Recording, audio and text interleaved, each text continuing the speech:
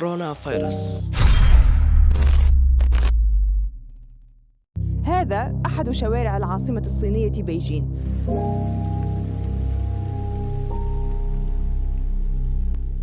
فيروسكani waa mid ka mid ah fayrasyada faafa oo xidila dunidana ku cusub. ilaa hadda wuxuu dilay boqolaal qof halka uu kuwa kalena cisbitaalada leel daran yihiin. Corona waa kelmad laga soo minguuriyay Laatiinka oo macnaheedu yahay taaj, waana koox fayrasya oo isu tagay. waxaa loo aqoonsan yahay in xanuunkan uu ka dhashay suuqa hilibka kalluunka lagu iibiyo ee gobolka Wuhan bartamaha dalka China, ka hor intaan lagu arkin gobollada waaweyn sida Shanghai iyo Beijing. haddaba waa maxay astaamaha fayraska corona?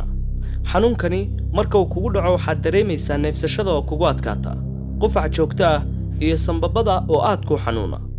fayraskan waxaa lagaga hortagi karaa labadaada gacmood aad ugu yaraan 20 ilbiriqsi aad si fiican saabuun ugu dhaqday, inaad ka fogaato taabashada indhahaaga iyo afkaaga iyagoo aanay farahaagu dhaqnayn. sidoo kale waxaad iska ilaalinaysaa inaad dadka salaanto aanad hubin in ay qabaan cudurkan. nasiib darro ma jiro wax tallaal ah ama daaweyn loo helay fayraskan.